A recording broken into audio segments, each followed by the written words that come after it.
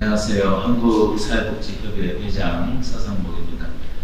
이제 한국사회복지협의회가 주관하는 공감토론 언웨어 3차 토론회 사회적 가치 시대를 연다를 주제로 해서 토론을 시작하도록 하겠습니다. 오늘 네 분 분야의 최고 전문가들을 모셨는데 바쁘신 중에도 이렇게 참석해 주신 것에 대해서 주최 측을 대표해서 고맙다는 말씀 드리고요. 또 이것을 이제 시청하시는 여러분들 시청해 주셔서 고맙다는 말씀을 먼저 드리도록 하겠습니다. 제가 주제를 왜 이렇게 잡았는지 간략하게 좀 말씀을 드리면은 19세기, 20세기는 경제적 가치 창출 과정에서 대혁신이 일어난 시기다 이렇게 생각을 합니다. 그래서 한 1차, 2차, 3차, 4차 산업혁명을 통해서 경제적 가치가 엄청나게 이제 올랐고, 그래서 이제 경제적 가치 시대가 20세기 말쯤 돼서 이제 피크를 이룬 이렇게 시기였다 볼 수가 있는데, 1980년대부터 경제적 가치만을 강조하는 게 좀 문제가 있지 않느냐, 여기에 더해서 사회적 가치를 강조하는 이런 것이 이제 기업 측면에서 또는 이제 국제 사회에서 이렇게 큰 변화가 일어났다고 생각을 합니다. 기업 측면에서 보면은 기업의 사회적 가치라는 게 1954년에 하워드 보웬 경제학자입니다.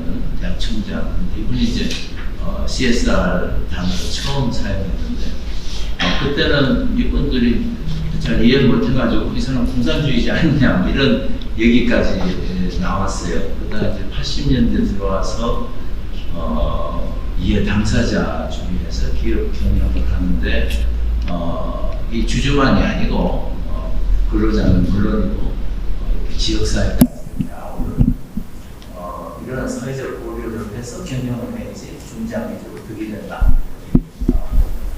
또 최근에는 아예 이제 기업을 경제적 가치와 사회적 가치를 같이 추구하는 CSV라고 하는데, 이런 이제 개념까지 나왔습니다. 그래서 시작이 의외로 재계에서 먼저 시작이 된다 생각을 하고, 그 다음에 이제 국제사회에서 1992년에 브라질 리오 대제사장으로 해서 세계 환경대회를 했는데, 그때 제가 국회 대표단으로 참석을 했습니다. 근데 그때만 해도 환경을 신경 쓰면 경제 발전에 지장이 있다 이렇게 얘기를 했는데, 제가 거기를 가면서 정부 대표단한테 정부 입장이 뭐냐고 그러면 뭐 굉장히 간단합니다. 가서 가급적 사인을 안 하고 오는 겁니다. 그러니까 거기 사인을 보면은 이게 경제 발전에 손해가 난다. 근데 결국은 다 사인하고 왔어요. 그래서 이제 그때부터 이제 경제 발전, 환경, 사회 개발 이런 걸 이제 같이 하는 그가 이제 시작할 때 이제 에젠다 21이라는 것도 했고, 그리고 96년도에 코펜하겐에서 사회개발 정상회의가 열리고, 그리고 이제 2000년대 밀레니엄 디벨롭먼트 새천년 개발 목표 이런 걸 해서 했고, 그리고 이제 2015년에는 한국에 이제 반기문 씨가 사무총장으로 계시면서 SDG라고 지속가능 발전 골 17개 분야, 여기 바치도 있는데 여기 17개 색깔이 17개 분야를 상징을 합니다. 그래가지고 기업 전략, 국가 운영 전략이 이제 경제만이 아니고, 경제도 중요해. 사회적 가치를 강조한다고 해서 경제적 가치가 안 중요하다는 얘기 아닙니다. 경제적 가치 기본으로 깔고 그 위에 이제 사회적 가치를 얹혀야 된다. 그래서 급격한 이런 이제 변화가 일어났다고 생각이 듭니다. 우선 이제 토론에 들어가기 전에 제가 오늘 참석하신 네 분 전문가 분들을 소개를 해드리겠습니다. 맨 먼저 박명규 서울대학교 사회학과 교수님. 네. 박 교수님은 사회학회 회장도 하시고 사회학회 원래 교수신데, 제가 책을 가졌어요. 사회적 가치와 사회혁신이라는 주제가 지속 가능한 상생 공동체를 위해서 그 내용도 너무 좋습니다. 여러분들이 이렇게 쓴 건데요. 근데 이분이 관심이 있는 분들이 이것을 입수해서 한번 보시면은 사회적 가치관 모든 게 다 여기 들어 있습니다. 감사의 말씀드리고 그다음에 이제 권기준 SK SV 그러니까 사회적 가치 위원회가 있어요. 우리 아마 재벌기업 중에 유일하게 있는 것 같은데 거기 이제 부사장으로 하시는데 권기준 부사장님. 네, 안녕하세요. 권기준입니다. 네. 다음은 이제 이종수 한국 임팩트 금융 대표신데요. 지금 이제 외국계 금융기관에서 오래전부터 일하시다가 뜻한 바 있으셔가지고 이제 사회금융을 육성하는 대표 주자로 이렇게 뛰고 계십니다. 이종수. 안녕하세요. 이종수입니다. 그리고 이제 끝으로 우리 사회복지협회 사회공헌센터 소장을 했는 우용호 소장. 네, 안녕하세요. 우용호입니다.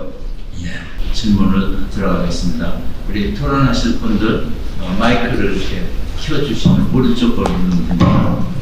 그래서 첫째 번 주제는 우리가 그 사회적 가치에 왜 주목해야 되는지 제 나름대로 처음에 좀 말씀을 드렸습니다.만 그거를 순서를 아까 소개해드린 순서대로 뭐 간략하게 뭐 이상 문제로 말씀을 해주시면 좋겠습니다. 박영민 교수님부터 시작하실까요? 네, 감사합니다. 좋은 자리에 불러주셔서 조금 전에 장모 회장님께서 말씀하신 그대로 세계적으로 사회적 가치의 중요성이 부각된 그 배경과 문제 또 상황이 사실 지금 한국 사회에 고스란히 나타나고 있기 때문에 지금 현재 한국의 사회적 가치의 중요성이 강조되는 것 아닌가 생각합니다. 저는 두 가지 말씀드릴 수 있는 게 하나는 역시 한국이 지난 70년대 이래로 정말 효율적이고 아주 급속한 경제성장 정책을 주도해 왔고 그 효과가 꽤 국제적으로 인정받고 있지만 지금 우리가 다 알다시피 한국 사회는 기존 발전 모델의 필요 또 한계가 다양한 형태로 나타나고 있는 상황입니다. 모두가 다 알고 있는 것이죠. 한편으로 보면 사회공동체의 위기가 양극화나 인자의 절벽 현상 같은 것 때문에 위기에 부딪히기도 하고 사람들 간의 가짜 도생의 문화 같은 것 때문에 생겨나는 어떤 사회적 관계의 위기, 신뢰의 위기 같은 것도 우리가 현실 속에서 경험하고 있고 지속가능 발전을 위협하는 환경의 어려움도 지금 한국 사회가 상당히 깊이 지금 겪고 있습니다. 이런 어떤 공동체적, 사회적, 환경적 위기가 사실은 지난 경제성장 중심의 발전 모델과 무관치 않다. 오히려 어떤 거의 대단히 깊이 연결되어 있고 우리가 이 부분을 극복하지 않으면 새로운 미래 발전의 동력을 찾기 어렵다라고 하는 것이 이제 가장 큰 사회적 가치가 되는 시대적인 배경이 아닐까 싶고요.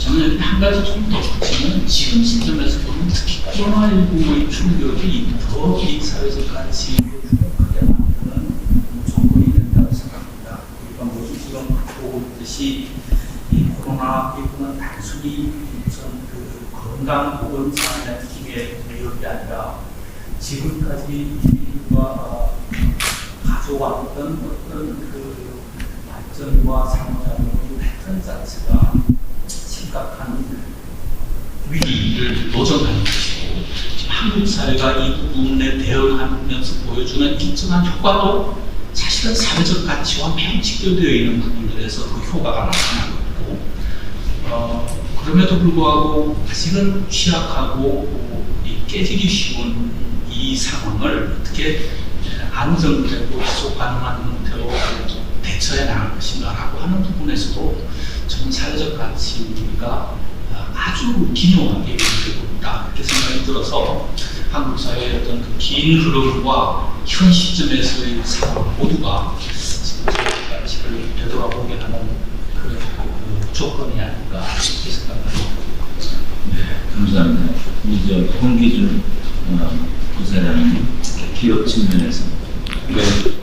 저희는 이제 교수님께서 저희 한국 사회 특정 이렇게 말씀 주셨습니다. 저희는 이게 그냥 시대의 흐름이라고 보고 있습니다. 다들 뭐 잘 아시겠지만 지금 현재는 이제 사회 문제가 굉장히 다양해졌죠. 저희가 특히 또 저희 SK그룹은 계열사 중에 관계사 중에 에너지화 관계사들이 크게 있습니다. 근데 환경 문제에 있어서는 가장 지금 이슈가 되고 있는 게 플라스틱하고 탄소일거든요. 저희도 거기서 자유롭지가 못하고요. 그렇기 때문에 그 이외에도 뭐 불평등 문제, 그 다음에 여러 가지 사회 문제들이 다양해지고 있는 것 같습니다. 그런 반면 그렇게 사회 문제들이 발생하는 속도 대비 해결하는 속도가 차이가 납니다. 그리고 발생하는 속도를 따라가지 못하고 있습니다. 그래서 그런 것들은 이제는 더 이상은 정부나 NGO, 공공기관만으로는 해결할 수 없다. 기업들이 뛰어들어야 된다라고 보고 있고요. 반면 또 기술이 발전을 하고 있지 않습니까? 그래서 이제는 숨어있는 페인 포인트들을 찾는데도 거래 병행이 거의 들지 않을 수가 있고, 예를 들면 예전에는 뭐 소비자 니즈를 알려주는 소비자 조사를 했다 보면 지금 빅데이터 같은 걸로 해서 소비자들이 말을 하지 않아도 파악할 수 있는 그런 정보들이 있고 그런 기술들이 생겨나고 있고요. 마지막으로 한 가지 더 말씀드리면 최근에 이제 이해관계자 자본주의라고 들어보셨을 겁니다. 기존에는 자본주의는 주주 자본주의, 그래서 기업은 주주의 이익을 극대화하는 것이 미션이다라고 했습니다만 최근에는 이제 이해관계자 자본주의, 그래서 주주만이 아니라 기업을 둘러싼 모든 이해관계자들의 이익을 대변하고 행복을 창출해야 된다라고 보고 있고요. 특히 저희 SK그룹 같은 경우에는 이해관계자를 고객, 구성원, 주주, 비즈니스 파트너, 사회 이렇게 정의를 했고 각각의 이해관계자들의 행복을 창출하는 것이 저희 기업의 미션으로 그렇게 정의를 한 바 있습니다. 특히 최근에 한 가지 이런 이해관계자들의 큰 변화를 보시면 특히 주주들인데요. 투자자라고 볼 수 있죠. 그분들도 예전에는 그냥 주주들이 가장 행복한 것은 내가 투자하면서 기업 가치가 올라가거나 배당을 많이 받는 것일 텐데 최근에는 각 기업이 ESG, 그러니까 환경, 사회, 거버넌스에 대한 어떤 제대로 하지 않으면 투자를 철회하겠다 이런 이야기를 하는 주주들 꽤 많고요. 특히나 최근 코로나 사태 지나면서는 글로벌 기관 투자자들 사이드에서는 배당은 됐고 고용을 유지하라 이런 메시지를 내는 경우들도 있습니다. 그렇게 이제 이런 자본시장도 사회적 가치를 중시하고 있기 때문에 그런 사실상 돈의 흐름이 중요한 곳에 가지 않습니까? 그래서 이런 것도 하나의 자본의 흐름이 어떤 시대의 흐름도 반증한다고 볼 수 있을 것 같습니다. 네, 이정수 대표님, 금융 전문가 입장에서 사회적 가치 어떻게 보십니까? 예, 뭐 금융에 대해서 조금 후에 말씀을 드리기도 하고, 제가 이제 사회적인 어떤 관점에서 우리나라의 곳곳에서 그 가치 기준을 찾기가 힘든 경우가 많이 있습니다. 그래서 가치 기준이 있어도 잘 지켜지지 않는 경우가 있고요.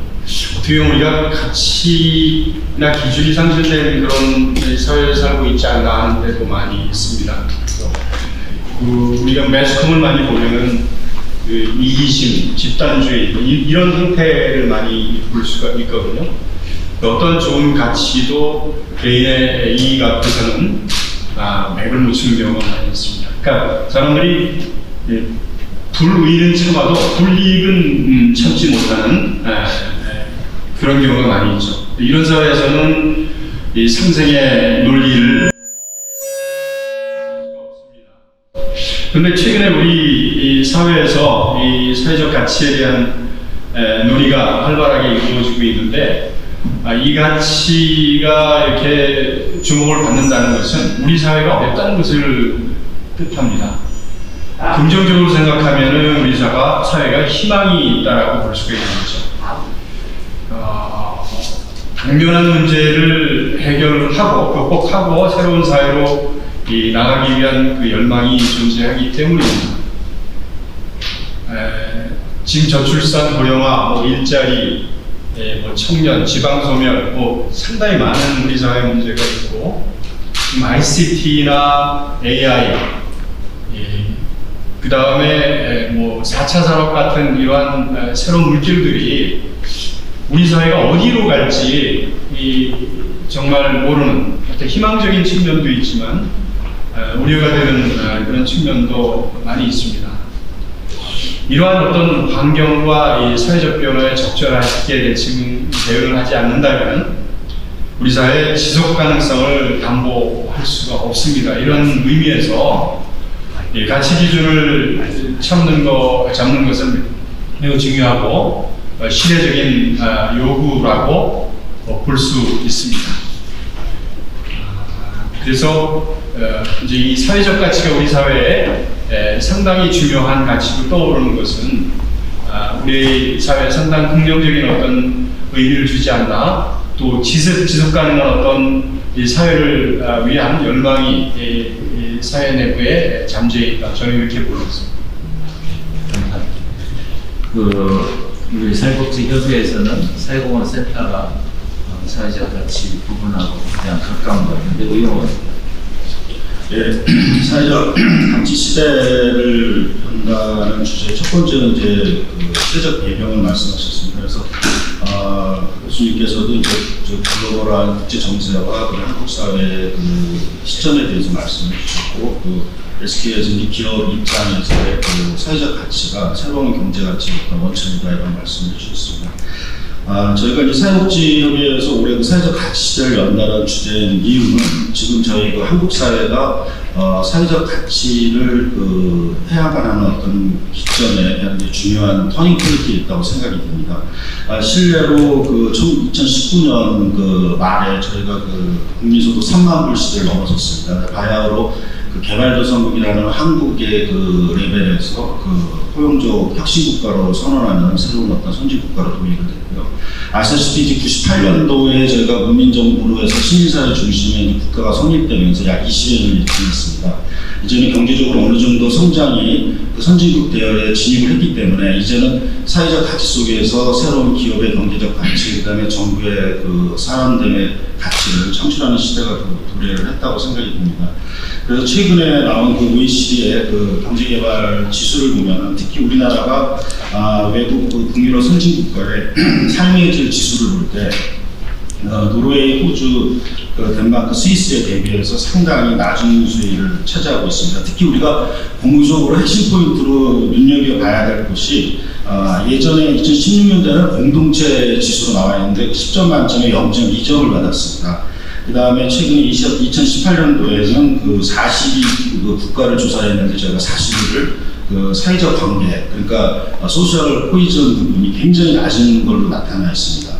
그리고 여기에 굉장히 시사점이 우리가 시민사회라든지 건강, 그 다음에 그 안전, 이런 소득에 대해서 상당히 높은 수준인데 특히 사회적 관계에 대해서 굉장히 낮은 지수를 보이고 있어서 미래의 사회적 가치를 창출하는데 저희 그 사회 구성원들의 어떤 응집력, 그 다음에 연능성이라든지 사회적 경제 조직으로서의 어떤 경제적 가치를 넘어선 사회적 가치를 창출하는데 굉장히 유약한 실정을 보이고 있습니다. 이런 시점에서 저희들 그 정부, 그 다음에 기업, NGO, 그 다음에 저희 사회복지 각계각층이 새롭게 미래의 한국 사회를 건설하는 데는 새로운 사회적 가치의 패러다임 전환이 필요한 시기라고 생각이 듭니다.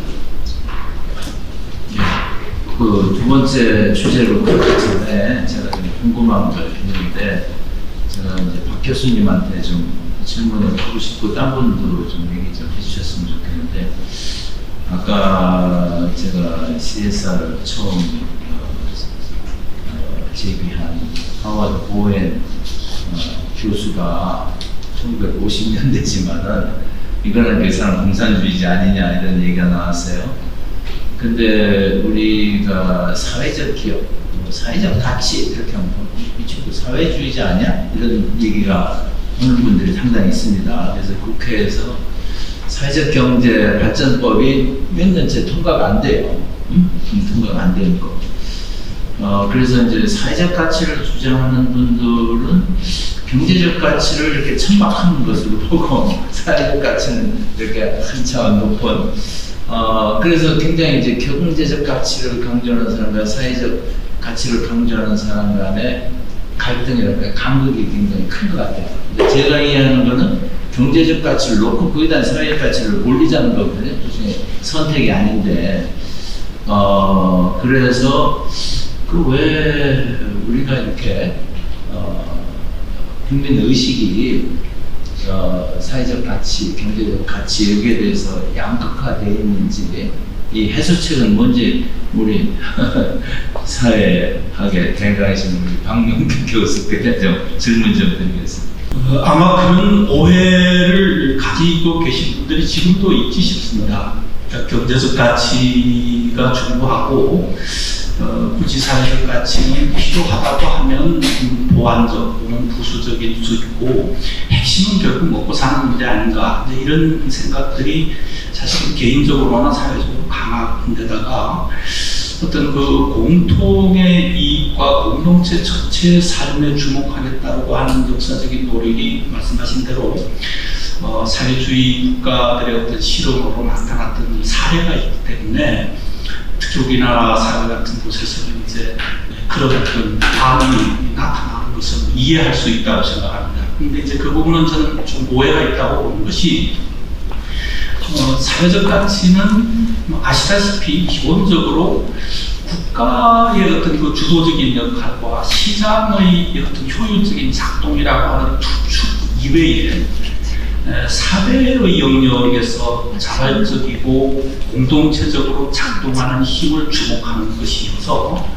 우리가 흔히 생각하는 공산주의 모델, 사회주의 국가의 모델은 기본적으로 국가가 사회 구성은 모두의 문제를 책임지겠다고 하는 발상에서 출발한 것이고 사회적 가치는 그런 측면과는 상당히 다르고 이것이 국가가 주도하는 것만도 아니고 시장의 효율적인 작동에만 맡기는 것도 아니고 사회를 구성하는 사람들이 각기 다양한 측면에서 자발적으로 협력하고 새로운 어떤 그 실천들을 모색하면서 문제를 해결하려고 하는 노력이기 때문에 무슨 말을 하면 일종의 공공적 가치에 대한 강조이거든요. 근데 우리가 이제 일반적으로는 국가와 시장이라는 양면만 놓고 얘기를 하는 거죠. 정부와 개인, 국가와 시장 양면만 놓고 보면 공공성이라고 하는 것을 늘 국가에 맡기는 그런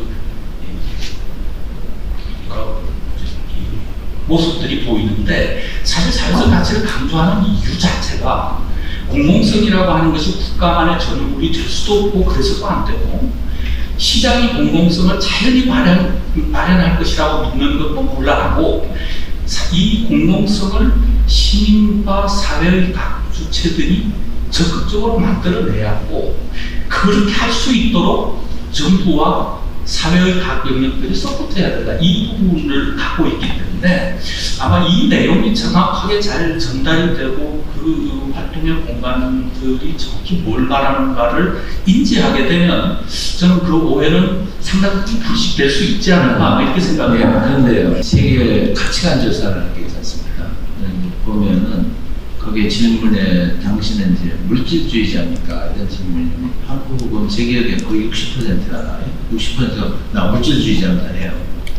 그런데 선진국 중에서 가장 물질적인 나라가 미국인데 이게 한 30몇 % 나오고 영국, 스웨덴은 10% 내외예요. 그래서 우리는 일반 국민들이 아직도 경제 발전, 그러니까 잘 살아보자. 그 돈을 벌어서 잘 살아야지 경쟁에서 이겨서 굉장히 물질주의적인 사고관이 굉장히 높다 싶고, 그리고 지금 이제 박 교수 말씀하신 게 결국은 사회적 가치가 이제 시민정신의 기본을 이루거든요. 그래서 서구 문화에서는 시민정신이 이제 그리스 시대부터 민주주의 기본이 되고, 그래서 이제 사회적 가치, 시민정신, 민주주의 이게 다 이제 같이 가는 거단 말이에요. 그러니까 이게 사회적 분산주의로 아무 관계가 없는 거예요.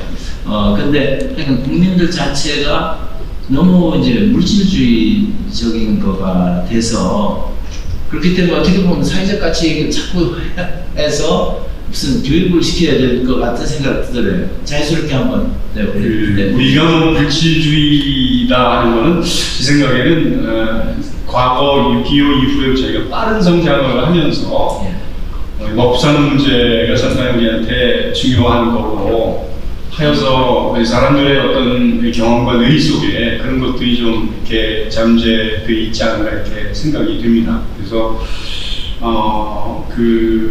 그런 어떤 개념들이 미국과 비교할 때 좀 많은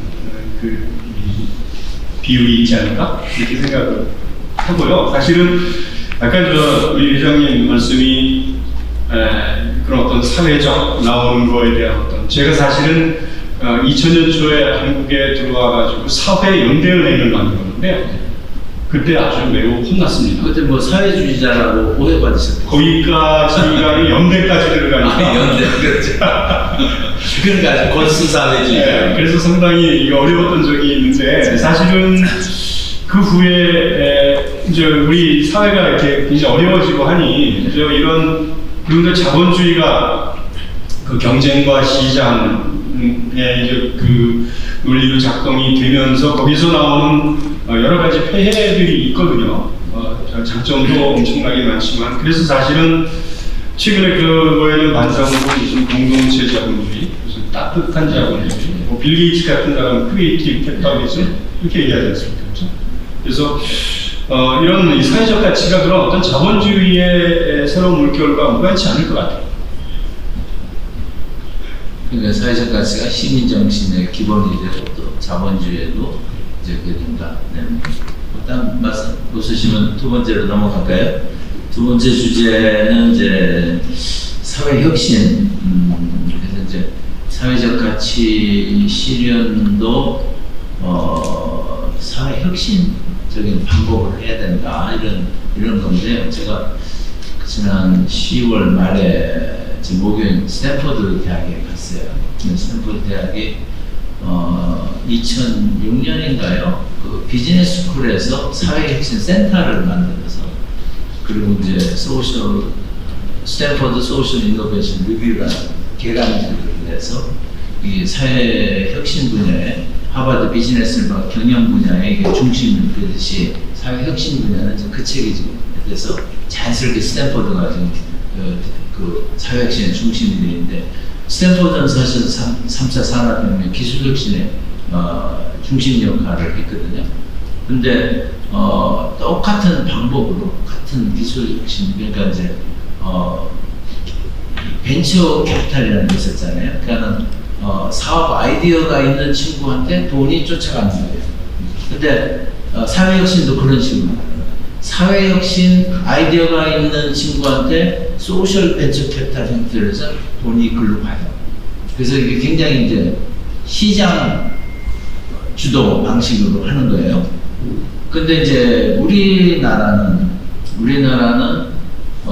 지금 사회적 기업을 예비 사회적 기업을 지방 정부가 정해줍니다. 그리고 그냥 사회적 기업은 고용노동부가 정해요. 그래서 그게 정해지면 무슨 세제 혜택 이런 걸 줘요.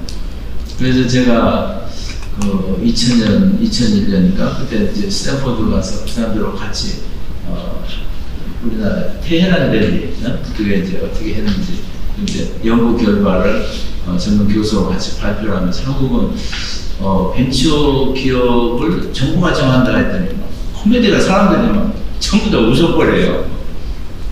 그래서 아까 제가 그 법이 아직도 개정 중이라고 그랬는데 그 법을 보면 이제 발전법이 전부 다 뭐하면 정부가 지원한다 그래요.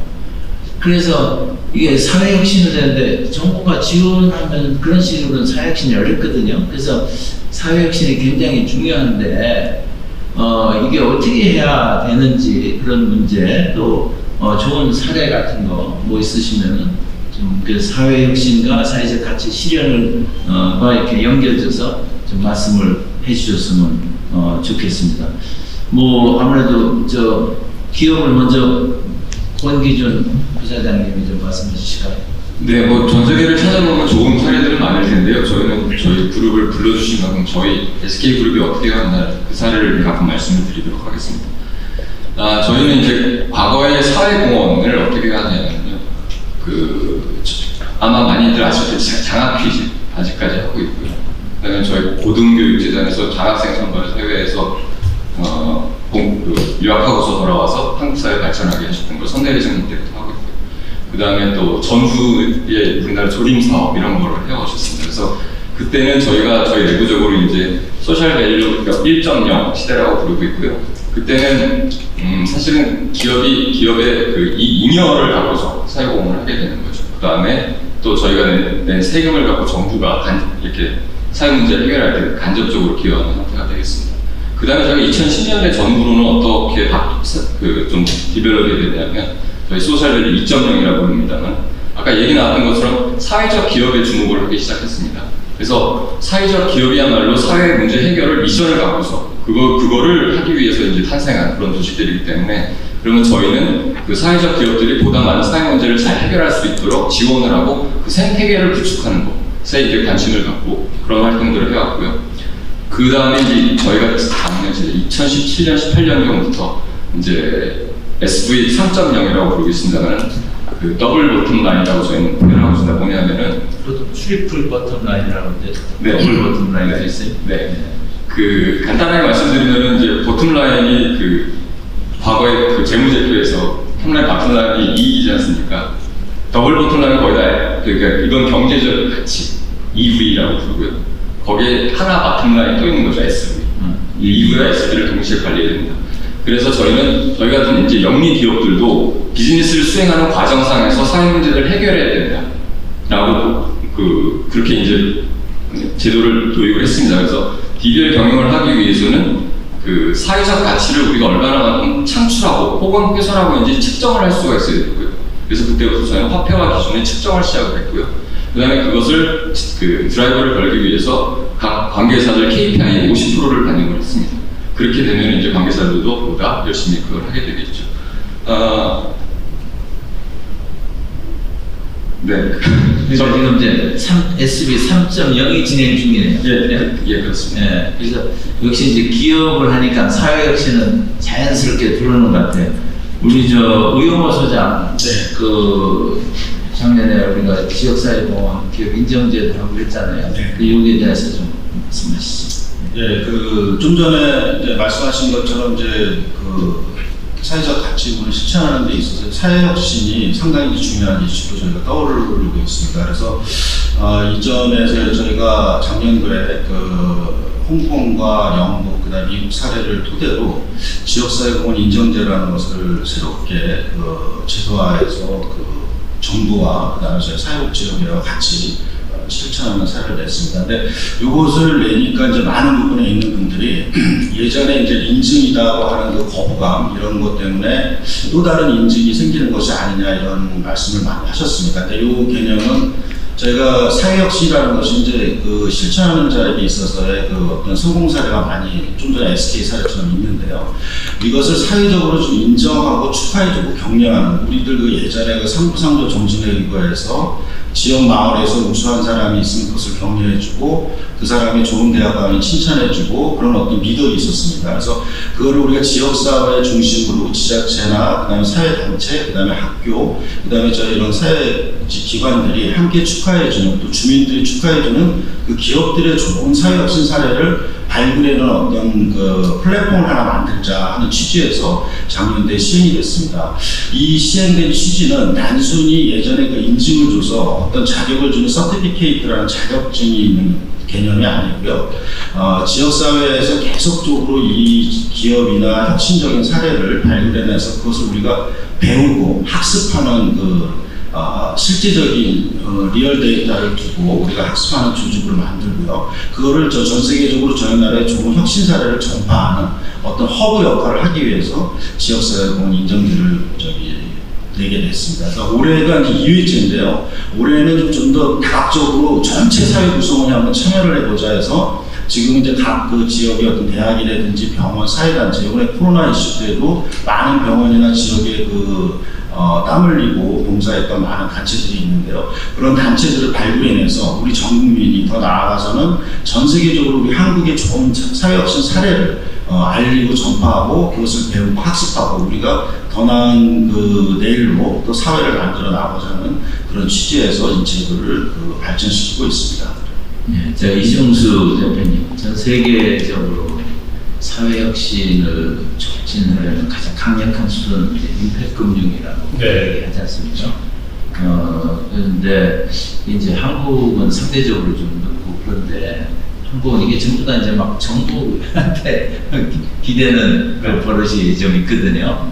그래서 이제 과감히 이걸 이제 협회도 만드시고 하시는데 한국 사례, 또 외국 사례 비교해가지고 어떤지 또 어떻게 해야지 이게 더 활성화될 수 있는지 말씀해 주시죠. 네. 사실은 사회혁신과 사회적 가치를 이야기할 때 우리가 임팩트 금융이 거론이 됩니다. 그 임팩트 금융은 그 자체가 사회혁신을 만들고 있고 그다음에 사회혁신을 만드는 많은 프로젝트들에 투자를 하죠. 그래서 2000년 중반서부터 글로벌하게 이러한 그 사례들이 상당히 많이 배출이 되고 그곳에 투자를 하는 그런 어떤 투자자라든가 아니면은 금융 기법들이 많이 이제 개발이 됩니다. 예를 들어서 2000년에 영국에서 실험한 소셜 임팩트 본드라는 그 개념이 상당히 금융인데 이 사회 문제를 해결하기 위해서 고안된 그래서 혁신적인 방법으로 이 사회 문제를 해결하는 어떻게 보면 금융의 첨단 산업이라고 이렇게 볼 수가 있을 것 같은 이러한 사례들이 많이 오면서 뭐 이런 아프리카나 이런 남아시아 같은 이런 좀 개발도상국에 있는 다양한 사회 문제를 해결하는 곳에 투자를 하기도 하고 그런 문제들에 이제 관심을 가지고 다양한 어떤 금융 기법들이 만들어집니다. 우리나라에서는 그 2007년에 사회적 기업 육성법이 만들어지고 그 하면서 사회적 기업이 이제 배출되는데 아까 말씀하신 거와 같이 이 정부가 주도를 해서 만들다 보니 이게 많이 행정적인 것과 실적 이런 것에 상당히 중점을 뒀는데 최근에는 이제 이것을 벗어나서 많은 이 IT라든가 아니면은 상당히 혁신적인 체계를 가진 그런 것들을 활용한 이 소셜 벤처들이 많이 나오고 있습니다. 그래서 그것을 이 투자하는 이 사회적 금융, 옛날에 사회적 금융이라고 하는데 요새는 임팩트 금융이라는 말을 씁니다. 그것도 아까 말씀드린 그게 같은 거예요? 같은 거라고 이렇게 볼 수가 있죠. 그러니까 저는 임팩트 금융이 사회적 금융 속에 있는 게 아니고요. 그거가 아니고요. 최근에 아마 미국이나 유럽 특히 영국에서 이제 시작이 된 건데 소셜 파이낸스라고 시작을 먼저 했다가 미국도 아마 이런 아까 말씀하신 그런 이슈도 있었고 미국이 소셜이라는 단어를 싫어해요. 네, 그래서 임팩트를 말을 쓰기 시작을 해서 최근에는 임팩트 금융이라는 말이 있었고 락펠러 재단이 2007년에 임팩트 투자라는 거를 또 쓰기 시작해가지고 임팩트라는 말이 좀 많이 쓰여 있어서 이 임팩트 금융은 사실 어떻게 보면은 그 모토 자체가 사회적 가치를 창출하는 혁신적인 프로젝트의 금융을 유통하는 거거든요. 그러니까 바로 지금 이 주제에 관련된 그러한 금융이라고 볼 수 있습니다. 그래서 이게 어떻게 보면은 이제 우리나라는 이제 정부가 주도로 끌고 가고 있는데 좀 더 혁신적인 어떤 사회를 만들기 위해서는 이거는 그 민간이 좀 적극적인 역할을 더 해야 될 필요가 있다고 보여지죠.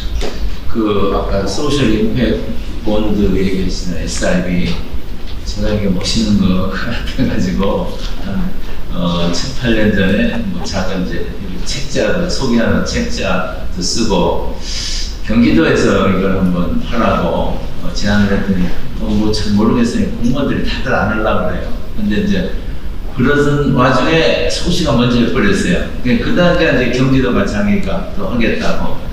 내가 사회복지협의회 회장 되기 전에 지속가능 경영재단 이사장이라는 걸 했는데, 그래서 이제 재단법인에서 해본 프로젝트라고 해서 기초생활 수급자 800명을 경기도에서 리스트 줬어요. 그 중에 20%를 1년 이상 자립을 시키는, 그러니까 160명. 근데 이제 15억이 이제 그 돈이 나왔어요. 그래서 야, 그럼 15억 얻는데 얼마나 어려운지요. 그래서 그때 제가 이종수 회장님을 알았으면 거기 가서 15억 좀 내달라고 판단이 할 텐데 그래서 그거 그때는 없어. 그래서 제가 국민연금 그 기금 본부장한테 전화해서 이거 좀 했더니 그날 한참 며칠 후에 이제 회의도 하고 전화했나 봐요. 근데 자기는 투자가 기본이 100억 단위를 여기서 15억이면 못한다고 하는데 여하튼 그래서 어렵게 해가지고 심지어 제 친구한테 300만 원 투자하라고 그랬었는데 그게 이제 성공을 했어요. 지난주일에. 그래서 제 친구 만났더니 야, 그 300만 원 내가 투자한 거 원금 받고 거기 얼마를 더 받았다고 아주 즐거워서 얘기를 하더라고요. 그래서 이게 정말 이런 그런 임팩트금융 시장이 있으면은 그런 시장에서 하는데 그게 없는 상태에서 이게 뭐 SIB가 뭔지도 모르잖아요. 설명하는데도 힘들고 그래서 여하튼 어렵게 했습니다. 이제 금융계, 재계, 또 공공 부분에서 사회혁신과 관련돼서 실제 경험을 말씀해 주시는데 다 보시고 우리 박 교수님이 한번 정리를 좀 해주시죠. 예, 현장에 계시는 또 구체적인 말씀들을 해주셨기 때문에 저는 그냥 거기에 이런 얘기를 하나 좀 덧붙이고 싶긴 합니다. 사회적 가치도 그렇거니와 사회혁신도 이게 어떤 그 단일 프로그램 내지 단일 프로젝트화해서 어떤 계측하고 이게 몇 퍼센트 달성을 했다 이런 형태로 접근할 수 있는 부분이 아니다. 그렇게 되는 것을 저는 조금 우리 사회 전체가 좀 조심할 필요가 있지 않나 하는 생각을 좀 합니다. 이게 무슨 말씀이냐 하면 사회적 가치도 그렇고 사회혁신도 그렇게 이제 아무래도 방임해가지고 그냥 도덕적이고 이 당위적인 말을 하는 것으로 되는 건 아니니까 분명히 기획이 필요하고 노력이 필요하지만 이게 어떤 정책 프로그램으로 되어서 매년 근데 점수가 매겨지는 부분이 되면 일정 부분은 그것이 큰 효과를 볼 수도 있지만 기본적으로 이 혁신의 동력이나 사회적 가치를 창출하는 것 자체가 아까도 말씀드렸듯이 시민적 자율성이나 어떤 주체적인 참여 그리고 거기서 나타나는 어떤 창의적인 발상들이 그 동력이 되어야 하기 때문에 이게 그 프로그램화할 때 생겨나는 그 장점과 단점을 항상 예의주의하면서 조율해가는 것이 참 중요하지 않을까 하는 생각이 듭니다. 제가 이렇게 사회혁신의 힘 또는 지금 사회적 가치라고 총괄할 수 있는 이런 부분이 나타나는 역사적인 유형을 이렇게 보면 한 3개 정도 유형이 있는 것 같아요. 중에 정부가 상당히 그 부분을 서포트하고 기획을 하고 하는 이게 이제 영국이 어떻게 보면 사회청을 만들고 거기서 이제 법을 만들어서 정부가 공공 재정을 통해서 이거 뒷받침하는 이제 이런 부분이 하나 있고 아까 서 회장님 말씀하신 그 미국의 서부 쪽이 실리콘밸리나 이쪽이 사실 굉장히 혁신적인 힘을 발휘했지만 사실 그게 테크놀로지의 문제뿐만 아니라 문화적으로 보면 서구가 가지고 있었던 히피 문화적인 부분이 상당히 크게 영향을 미쳤습니다. 그러니까 굉장히 개성적이고 자발적이고 우선 기성의 어떤 문화나 어떤 국가의 통제가 아니라 자기가 원하는 새로운 사업, 새로운 발상, 새로운 창의 이거를 하려고 하는 움직임과 그 문화가 기술적인 부분과 맞물려서 사실은 서구의 강한 혁신을 만들어냈고 이건 새로운 모델이고요. 또 하나는 이번에 코로나 때문에 좀 죽을 수긴 했습니다만 이태리가 오랜 동안에 마을과 협동조합 전통이 있습니다. 그러니까 그런 마을이나 협동조합 전통이 강했던 곳들은 그 부분, 그러니까 이게 중세로 보면 길드나 장인이나 또는 지방의 어떤 지방적 문화, 종교 이런 형태의 힘이 존재하던 사회적 자본들 이게 기초가 되어서 혁신과 사회적 가치를 실현하는 그런 흐름들이 있었거든요. 그래서 꼭 어느 하나를 꼭 옳다, 타당하다 이렇게 할 필요는 없고 다 그 사회의 조건을 가지고 해야 하지만 어쨌든 분명한 것 하나는 혁신을 위해서는 어떤 단일 주체와 어떤 그 아주 깔끔한 프로그램화해서 얻어지는 성적표가 아니고 이거는 굉장히 참 말하기 어렵지만 그런 그 창의와 개성과 때로는 실험이 가능할 수 있는 그런 생태계 또는 그런 환경을 창출하는 게 굉장히 중요하고 이번 코로나에서 저는 한국 사회가 그 부분을 일부 보여줬다고 생각합니다. 그건 기획된 것도 아니지만 그리고 거기에는 기업, 정부, 선거, 이 종교, 학교, 시민 다 참여하는 거거든요. 그러니까 그런 어떤 그 혁신의 총괄적 인프라라고 할까요? 이런 부분들도 좀 주목할 필요가 있다. 그래서 각 개별 주체, SK나 각 개별 주체에서 하는 역할은 그 자체로 굉장히 중요하고 서포트해야 함과 동시에 우리 사회가 그런 어떤 총괄적인 유연하고 창의적인 그 인프라를 만들어가는 것에 계속 주의해야 이게 그냥 어느 날 정치 프로그램이 돼가지고 막 말씀 들어보자 이게 무슨 정부 프로그램이 돼서 기대했던 성과와는 별도가 되는 그런 일이 좀 방지되지 않을까 그런 생각도 좀 예, 역시 사회학자답게 다른 시각에서 보셨는데 이 참 어려운 것 같아요. 근데 이제 지금 세계적인 추세는 이 세계 주도권은 사회학자가 아니고 경제나 경영하는 사람들이 쥐고 있는 것 같아요. 그래서 사회적 가치도 측정을 해야 된다. 측정을 해야 된다. 그래서 이제 록펠러, 아까 말씀하신 록펠러 파운데이션부터 시작을 해가지고 전부 다 지금 대세가 그걸로 가고 있어요. 얼마 전에 보니까 SK에서 사회적 가치 뭐 4조 창출하셨다. 올해 2년째 저희가 그 측정해서 공부를 했는데요. 네. 올해 한 10조 정도고요. 10조, 미안합니다. 4조를, 이제 10조를 4조를. 근데 제가 이제 그걸 보면서 굉장히 SK가 아주 중요하다. 그런데 야, 그 4조, 그래서 그런 숫자화하는 것도 중요한데, 그러면서 지금 박 교수가 얘기하신 그런 정신, 그리고 어떻게 보면 전통을 만들어가는 이게 두 개 다 중요한 것 같아요. 우리 이종수 대표님은 이 문제 어떻게 보세요? 굉장히 중요한. 그렇죠. 사실은 이 사회적인 인식이 저는 상당히 중요하다고 생각합니다. 그러니까 우리 박 교수 얘기하시는 예. 그 인식이죠. 네, 그러니까 사회적인 공감대, 이게 사회적 가치에 대한 이 사회적인 공감대가 형성이 되어야 될 것 같고, 그 다음에 사회적 가치를 좀 이렇게 측정하고 평가할 수 있는 툴도 만들어져야 되지 않을까. 그러니까 뭐 사회적 가치를 얘기하는데 사실은 그걸 측정하고 평가하는 거는 그렇게 쉽지가 않거든요. 어느 국제 컨퍼런스를 가더라도 이 임팩트 메저먼트가 거론이 안 되는 그런 국제 컨퍼런스가 별로 없는 걸 봤습니다. 근데 사실은 이거는 어렵기도 하고 또 그런 어떤 방법론을 개발하는데도 상당히 시간이 오래 걸리거든요. 그러면 그게 그런 거야말로 민간이 할 수 있는가, 많은 투자가 필요한데 이거를 사실은 정부가 서포트를 해줘야 될 것 같고, 사실은 이 모든 조직이 만들어내는 이 사회적 가치는 어떤 면에서는 이 정부가 예산으로 커버해서 풀어야 될 숙제를 하고 있는 거거든요. 그거에 대해서는 누군가는 컴펜세이션, 보상을 해줘야 되는데 저는 그게 정부라고 생각합니다.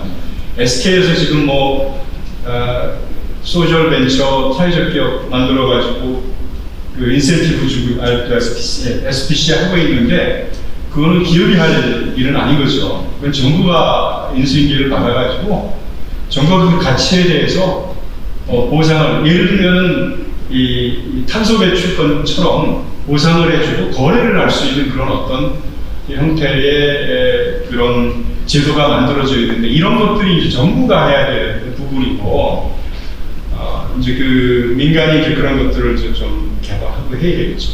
그래서 저는 이제 사회복지협회가 이제 반민이거든요. 그래서 제가 아까 말씀드린 대로 작년에 지역사회 공헌기업 인정제를 해서 여러 가지 지표를 만들었는데 금년은 저희가 이제 표준협회하고 협의를 해서 그 지표를 좀 정교화하고 하는 것을 하고 있습니다. 그래서 저는 저희가 이렇게 중간쯤 되는 기간, 정부가 직접 분명히 또 경직성이 들어가거든요. 그리고 아까 말씀하신 SK 좋은 일 하시는 거 굉장히 고맙게 생각하는데 SK 일은 아닌 것 같아요. 네, 그런 거 지표를 개발하는 것 그런 거 하는데 SK가 되게 지원금을 주는 건 모르는데 그래서 이런 걸 하는데 우리 저 우영호 소장 우리 저 평가 지표 개발하고 뭐 하는 거에 대해서 한 말씀 좀 해주세요. 네, 저희 그 평가 지표 개발하는 부분은 올해 그 표준협회와 같이 우리나라의 그 K 모델이나 여러 가지 이제 제가 기준을 만드는 그 인력 기관하고 같이 협업을 해서 새롭게 만들었습니다. 그래서 이 지표는 이제 여태까지 나온 토론 내용에서 그 SDG의 국제 개발 지표라든지 ISO 26000이라든지 이런 기업의 CSR 지표와 그다음에 한국적인 정서를 감행한 저희가 작년도에 사회공 백서를 통해서 사회공헌 대한민국 지원도를 만들었습니다. 그래서 한국 정서에 맞는 지역사회 중심의 이제 사회공헌 지표를 만들어서 총 4개의 분류 체계를 만들었고요. 그 다음에 이제 대기업과 중소기업, 그 다음에 중견기업, 그 다음에 대학, 그 다음에 소상공인에 맞게 그 실정과 기업의 특성에 맞게 지표를 세분화했습니다. 그래서 흔히 얘기하는 거가 이제 그 균형점을 맞추는 지표로 가고 있고요. 그 다음에 아까 이종수 위원장님께서 말씀하신 록펠러 재단에서 이제 후원을 해서 만들었던 B컵인지 미국에서 센세이션을 일으켜서 전 세계 좀 사회적 책임 지표로서 가고 있습니다. 저희도 한국형도 세계화가 될 수 있다는 그 목표로 지역사회공 인정제는 제가 C마크를 했습니다. 그래서 커뮤니티 베이스에서 지역사회 NGO와 기업들이 파트너십을 해서 정부와 지방정부와 협력해서 만드는 그런 어떤 사회적 성과를 측정해서 그다음에 지역 주민들한테 그것을 인정받을 수 있는 지표로 새롭게 개편해서 만들었습니다. 그래서 제가 아까 다 각 영역에서 하신 말씀에 덧붙여서 말을 했기 때문에 제가 혹시 오해될까봐 저는 SK 지금 하고 있는 그 사회적 가치 측정 부분 처음부터 많이 참여를 했고 굉장히 중요하다고 생각합니다. 지금도 사회복지협에서 어떤 그런 매저먼트를 해가지고 거기에 따라서 하는 것은 그것이 결국은 사회적 가치를 일정하게 실현하는 어떤 이니시에이션이고 그 사람들을 가시화해서 그쪽을 끌고 가는 프로그램이 되기 때문에 저는 거기에 가치를 굉장히 중요하게 생각합니다. 다만 이제 약간 우려를 했던 것이 우리 사회가 늘 지금도 그렇듯이 아까 말씀드린 세계의 역사적인 유형적으로를 한국은 어느 쪽으로 갈까를 생각해 보면 한국은 자꾸 하다 보면 국가 중심으로 가는 경향이 있어요. 그러니까 참 좋은 프로그램이면 그냥 정부가 정책으로 가져가고 지금 정부 주도 경제 운영을 오래 가지고 그러니까 그것이 가지는 정말 효율성과 효과성이 있고 남들이 보면은 정말 한국은 좋은 아이디어 그냥 빨리 한다 할 수는 있는데 사실 그것이 가지고 있는 지금 아까도 토기에 나왔듯이 경제적 가치 중심의 이 성장주의 또는 속도주의, 이 효율주의라고 하는 부분을 지금 넘어서야만 이 부분을 극복할 21세기의 새로운 비전이 열린다라고 하는 이 사회적 가치 문제의식에서 보면 이게 정부의 좋은 프로그램을 자꾸 회귀하는 현상에 대해서 우리가 상당히 조심할 필요가 있다는 말씀을 좀 드리려고 했던 것이고 이제 그런 측면에서 사실 협회라든지 학교라든지 공공기관이 그런 제3섹터의 공공성을 확보하는 것 그게 저는 굉장히 중요하고 그 점에서 정말 그 SK나 복지협의 역할은 대단히 중요하죠. 그래서 이 수치와 또 계량화가 중요한데 그래서 너무 무리하다 보면은 이게 뭐 이상한 괴물이 나올 수도 있거든요. 그래서 항상 본말이 전도되지 않게 이렇게 두 가지 균형을 잘 갖춰야 된다. 이렇게 뭐 말씀하시네요. 측정 얘기가 나온 김에 네. 그 유명한 그런 얘기가 있었으니까 측정되지 않은 것은 관리될 수 없다는 말이 있고요. 네. 저희가 측정하는 이유는 등수를 매고 줄을 세우기 위함이 아니고요. 우리가 현재 어디 있는지 기준점 파악하고 개선하기 위해서 하는 겁니다.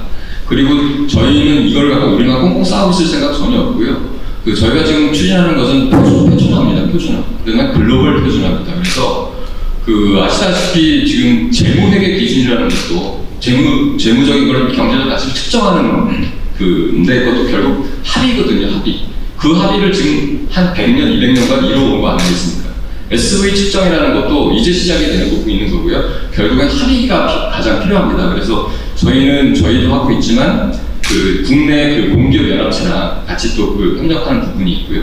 그 다음에 중국에 있는 구글 자산관리협력위원회가 거기서 이제 중국의 국영기업들과 측정 관련된 거를 저희가 지원하는 부분이 있고요. 또 하나는 유럽에 이제 본체를 두고 있는데 Value Balancing Alliance라고 해서요. 이 화폐화 측정을 표준화해보자라는 자발적으로 민간 기업들의 모임이 작년에 설립이 되었습니다. 그래서 저희도 창립 멤버로 참여를 하게 돼서 지금 부회장실을 맡고 있고 거기서도 글로벌 화폐화 기반의 글로벌 측정 모델 표준화를 추진을 하고 있습니다. 네, 저희도 이제 공공기관이라서 매일 경영평가를 하네요. 그리고 이제 사회복지 시설은 3년마다 경영평가하는데 보통 복잡하지 않습니다. 어떤데 이런 거 왜 해야 되나 싶은데 지나가 보면은 마이너스보다 득이 훨씬 많아요. 안 받는다면 경영이 굉장히 이제 해이해지고 그래서 제가 복지 시설 이제 운영하시는 분들도 이거 직원들 몇 안 되는데 그런 거 경영 평가 받기를 굉장히 어렵다고 그러는데 그게 안 되면은 상당히 경영이 느슨해질 그게 많고요. 그래서 평가를 하고 또 그렇게 하려면 이제 수치화해야 되고 그거는 굉장히 이제 중요하다 그렇게 됩니다. 근데 결국은 감이 중요해요. 저도 이제 학생들 이제 이렇게 중간고사 기준고해서 하는데 결국은 얘가 A 학점 자격인데 B 학점 자격은 제 머릿속에 감으로 나오거든요. 이게 숫자 더해서가 아니고. 그러니까 얘는 A 학점이다 해서 이제 숫자를 이제 제가 해서 거꾸로 해요.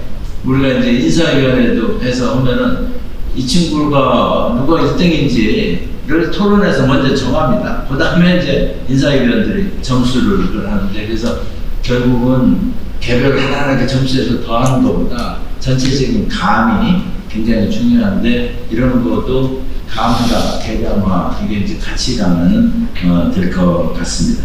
그럼 세 번째 주제로 가겠습니다. 콜렉티브 임팩트. 우리나라는 적절한 표현이 없어지기는 협력의 힘이라고 이렇게 했어요. 이것도 이제 2011년에 크레이머하고 카니아라는 사람이 스탠퍼드 소셜 이노베이션 리뷰에 아티클을 낸 게 이제 히트를 쳐가지고 어쩌면 굉장히 간단한 아이디어입니다. 이렇게 어려운 일을 할 때 기관이 혼자 하는 것보다 유관된 기관이 같이 이렇게 협력해서 하면은 엄청난 시너지 효과를 낼 수 있다. 그래서 혼자 하는 거를 isolated impact라고 그러고 협력해서는 collective impact인데 그러니까 이게 굉장한 파장을 일으킨 거는 특히 이제 사회 프로젝트는 굉장히 이제 문제가 복잡한 경우가 많습니다. 그리고 이제 여러 기관들이 이제 협력이 필요한 경우가 많아서 많은 사람들이 이걸 이제 필요로 이제 느껴서 이 아이디어가 상당히 세계적으로 굉장히 이제 중요도가 이제 높이 이렇게 올라가고 있는데 제가 이제 사회복지 협의회 회장을 해보니까 지금 이제 4년째 제가 하고 있는데 사회복지 분야도 시설도 많고 여기에 관심되는 프로젝트도 있고 그것도 정부도 중앙정부, 지방정부 또 기업들 뭐도 있고요. 또 개인들 관심사도 있고 그래서 이걸 잘 합쳐서 이제 콜렉티브 임팩트는 게 굉장히 중요하다 생각을 하는데 이게 생각보다 실제로 하면 굉장히 어렵더라고요. 특히 우리나라는 아까 정부주도 경제인데 우리는 이제 군사 문화가 이렇게 톱다운 협력 굉장히 다 이게 되는데 수평적 협력이 잘 안 됩니다. 그래서 이게 굉장히 중요한데 이거 이제 정부, 기업, 시민사회 굉장히 이질적인 주체들을 어떻게 해야 되느냐. 근데 여기에 대해서 이걸 많이 해보신 누가 제일 많이 해보셨나?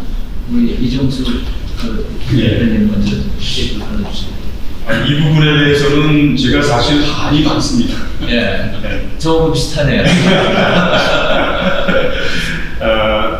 그 야구 구단의 구조를 보면 예. 거기에 이제 감독이 있고 예. 코치가 있고 선수들이 있어요. 예. 그래서 감독은 벤치에서 이 플랜을 하고 이렇게 경기를 계획하고 이끄는 사람이고, 선수는 구장에서 뛰는 사람이고, 코치는 그 사이에서 왔다 갔다 하면서 가이드를 해주는 거죠. 각각의 역할 분담이 있는데, 우리나라에서 보면은 야구장에 정부와 민간과 뭐 이런 것들이 같이 뛰는 거예요. 그 역할 분담이 잘 되어지지 않아요. 이 얘기는 어떤 면에서 그 정부가 너무 아까 계속 되는 건데, 너무 나서가지고 뭔가를 하고 있다. 근데 사실은 좋은 면도 있습니다. 왜냐하면 정부가 나서가지고 일을 추진할 때 빠르게 진척될 수 있고요. 또 정부는 돈을 가지고 있으니까 그 기금이 많이 유입이 될 수도 있고, 그다음에 빠른 시간 안에 대중한테 전파될 수도 있다는 장점이 있는 반면에, 이런 우리가 사회 가치를 이야기하고 사회 문제를 이야기할 때는 이거는 이 사회 이 바닥에서 이루어지는 여러 가지 그 문제를 해결하는 그런 것들이 있거든요. 그런 것들은 사실 민간이 제일 잘 알고 그걸 수행하는 기관들이 제일 많이 아는데, 그분들이 이거를 해야 된다고 보는데, 정부가 거기서 가이드를 주고 잣대를 주는 순간 그 행정적으로 관료적으로 풀릴 수밖에 없다. 그래서 이제 그 문제가 발생이 되는 거죠. 그래서 사실은 이 사회적 가치 기본법을 우리가 이제 뭐 이렇게 만들려고 하고 있는데, 이 부분도 상당히 좋은 환영할 만한 일이지만, 그것을 시행하는 과정에서 이 정부와 민간과 기업이 어떤 이 적절한 어떤 역할 분담을 하지 않으면은, 우리가 마이크로 크레딧이 미소금융으로 갔었고, 그 다음에 각 이 지자체에서 사회투자 기금을 운영하려고 했던 것이 무산됐던 적이 있거든요.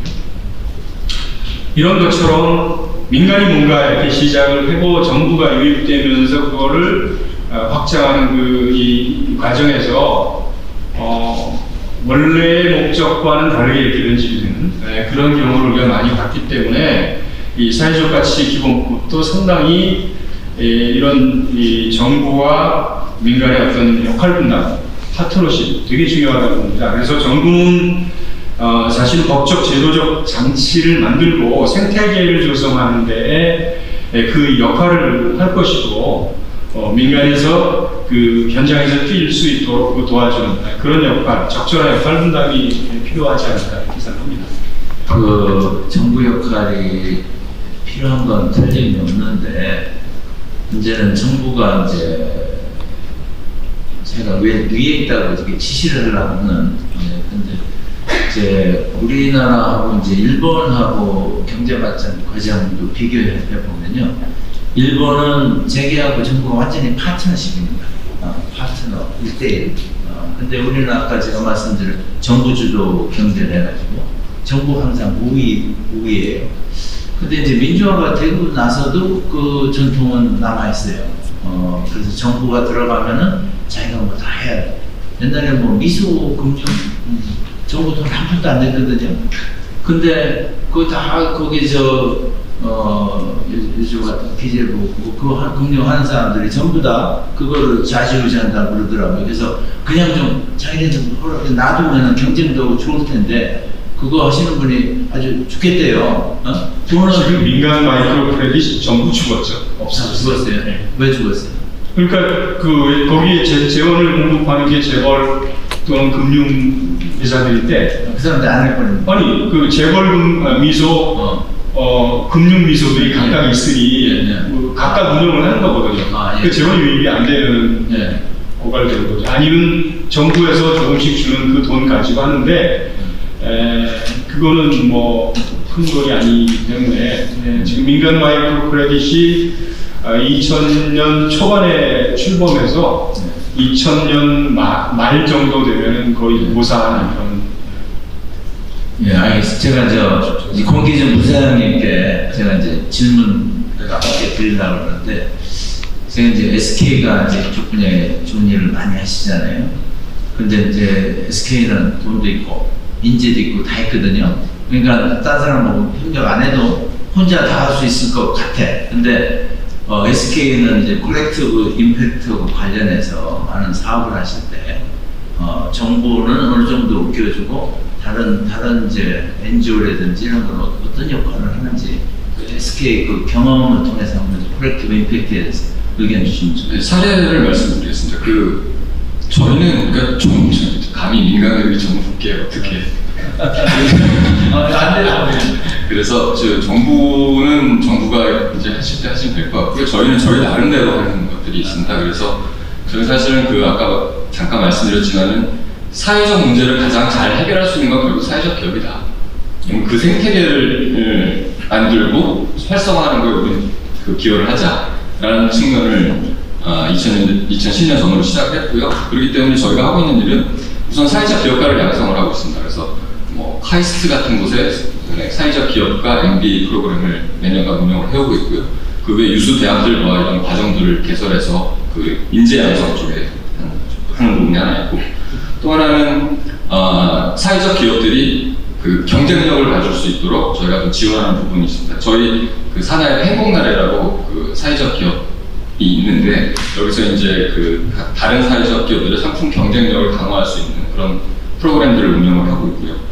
또 한 가지는 이제 아무래도 사회적 기업들도 기업이기 때문에 자본이 돌아야 되지 않습니까? 금융이 돌아야 됩니다. 그래서 저희가 주류 금융권들과 이렇게 같이 펀드를 만들어 갖고 사회적 기업 투자 펀드를 운영을 하고 있습니다. 그래서 또 돈도 돌고 인재도 돌고 상품 경쟁력을 가질 수 있도록 이렇게 운영을 하고 있고요. 이런 또 하나의 사례로 저희가 행복 얼라이언스라는 것을 운영을 하고 있는데, 이거 뭐냐면은 어떤 공통된 사회 문제를 해결해보자라는 뜻을 같이 하는 이거는 공기업도 될 수가 있고 민간 기업도 될 수가 있고 그 누구라도 자발적으로 참여하는 얼라이언스고요. 현재 하고 있는 것은 결식아동 문제 해결을 해보자. 그래서 결식아동들한테 도시락을 제공하는 그런 걸 전국적으로 하고 있는데요. 거기는 지자체들도 참여하고 있고요. 그다음에 기업들도 참여하고 있고요. 참여하는 방식은 자유롭습니다. 나는 현금으로 참여할 수도 있고요. 자사의 상품으로 참여할 수도 있고요. 자원봉사로 참여할 수도 있고요. 그래서 현재 기준에 한 51개 기업들이 연합을 해서 그런 활동을 하고 있습니다. 그래서 제가 이제 질문 드리는 거는, SK는 물론 여러 이제 대학하고도 협력을 하지만은 기본적으로 SK가 딱 주도권을 쥐고 거기에 이제 딴 사람들이 이제 들어오는 거란 말이에요. 그래서 이제 콜렉티브 임팩트는 그게 아니고 상당히 이제 비슷비슷한 이런 기관들이 같이 뭘 해서 이제 완전히 파트너로 하는 건데, SK는 제가 아까 말씀드린 대로 다 있어요. 누구 도움이 필요하지 않다고, 돈도 있고 인재도 있고 뭘 하니까 많은 사람 들어오는 거라서 콜렉티브 임팩트를 한 가지만 제가 오해하신 것 같아서 말씀드리면요. 사회적 기업 생태계는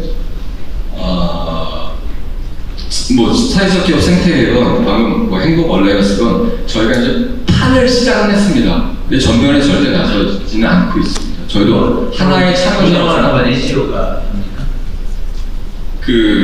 아까 말씀드린 사회적 기업 경쟁력 강화와 행복나래 거기도 사회적 기업이고요. 거기가 하고 있고요.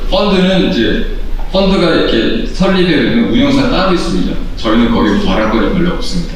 그렇게 되고 인재 양성 쪽은 대학에서 순수하게 또 결정권을 가지고 있고요. 이렇게 되고 행복 얼라이언스 또한 얼라이언스 자체가 주체입니다.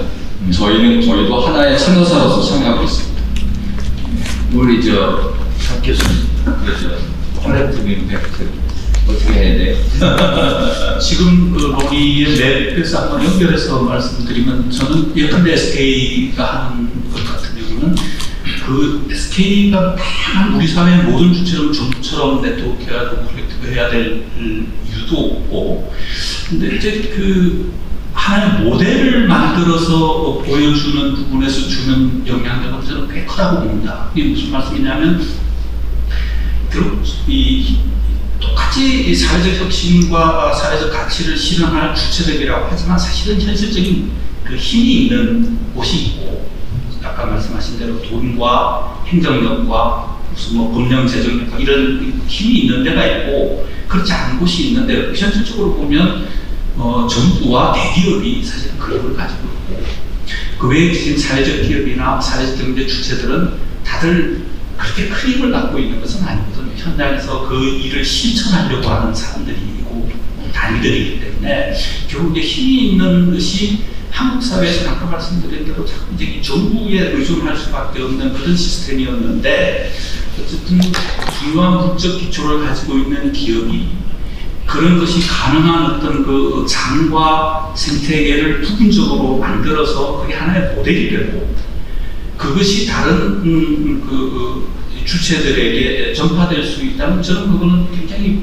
그 의미 있다. 이게 하나의 모델이 되어야 한다고 생각을 한다고 저도 참여하면 그런 말씀도 좀 드리고 그렇게 했습니다만, 저는 이제 이런 그 컬렉티브 임팩트와 관련해서 보면 이게 이제 정부와 대기업은 당연히 해야 될 몫이 있고, 그렇기 때문에 그만큼 얘기들이 많은데 점점 빠져있는 부분들이 있는 것 같아요. 우리 사회에 공적이면서 나름대로는 임팩트가 있는 그 기관이면서 스스로 이 일에 그렇게 주체라는 느낌을 못 가진 단들도 꽤 있습니다.